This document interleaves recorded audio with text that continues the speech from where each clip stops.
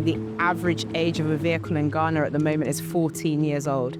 So we have been doing transport all wrong from day one, having a reliance on old polluting petrol vehicles that we still can't afford. So I think that electric mobility is a huge opportunity to get good quality vehicles on the road, a huge opportunity to create jobs for the youth. WAHU has been the source of my income. I have dependents, so people are dependent on me, and this is what I do. WAHU Bikes is taking me and giving me what I need to have. I got interactive with the riders, and they disclose the income they make from doing the delivery.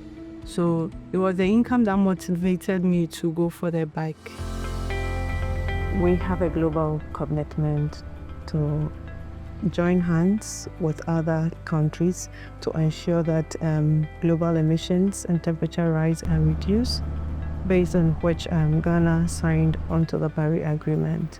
And as part of this process, there was the need to domesticate this international policy, which we have done that through our NDCs.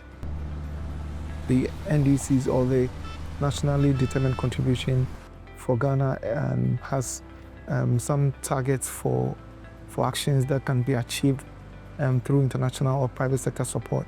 And working on the bilateral cooperations that we have supported these actions largely. Article 6 offers countries opportunities to work together to help achieve climate benefits.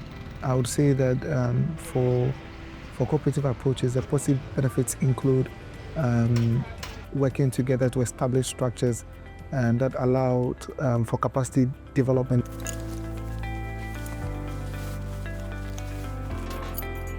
This transition to a cleaner net zero economy has to be inclusive. And I think the carbon markets, the Article 6 in particular, provides a mechanism for startups like WAHU to actually be able to participate in carbon markets. I think the process of being able to develop projects in partnership with your government and then be able to actually earn carbon revenues into a startup environment is very, very unique and very critical.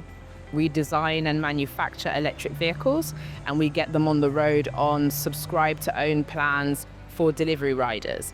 And one of the biggest challenges for us is how did we get gig workers able to make this transition to more sustainable technologies, because access to capital and new technologies were relatively expensive in our market.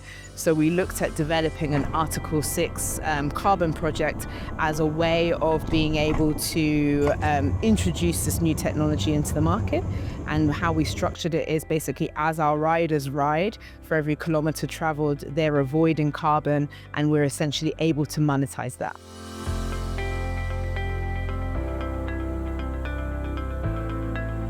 As delivery or courier, speed counts in our delivery.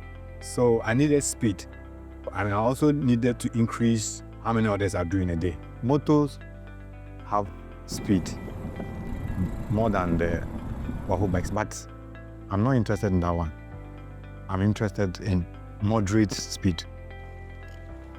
The WAHU e-bikes, charging is not a problem. You can just plug it in your room on a normal socket. And also, it doesn't consume a lot of electricity. You can use less than 3 cedi of prepaid power to charge one battery. And using it to work with the amount you've used to charge the battery and the amount you are getting out of the delivery is very good. Since we started, I think we started initially with like a feasibility, 1 or 2 bikes on the road. And as you go through the streets of Accra and Ghana, you're seeing a lot of WAHU riders doing delivery, going about their day. And we have this exciting thing that when a WAHU rider sees another WAHU rider, we shout WAHU! So I'm always, enthused when I see, all the planning coming to play, and we have hundreds of riders now already on the ground, young people working, and proud of making this positive climate decision in our markets. This morning, 2 vehicles. The pollution they gave me was enough to kill me. I'm praying that a decade to come, any sort of fuel cars will go off and we all jump into electronic vehicles.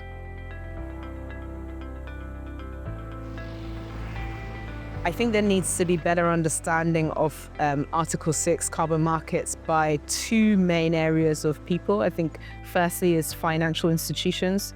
A lot of our local banks, finance institutions just don't really understand the mechanism and don't understand how secure the offtake is and the rigorous methodology that we've gone through to develop these projects. And as a result, my fear is a lot of local finance partners will miss out on the opportunity of also participating in carbon markets. I think secondly, it's more of around advocacy and understanding and awareness for both the general public and then also our government. For me, I think that Article 6 is here to stay. It's not going anywhere. What we need to do is to help safeguard it, ensure that the right things are done, and contribute to the positives of it, and help manage the risks that may come about as a result of some of the challenges that other countries or other nations may not have in terms of capacity.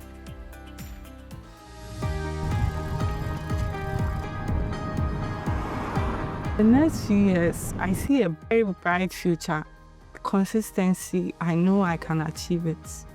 To retire in a good way and establish myself by putting up a house for myself and care for my children and my family.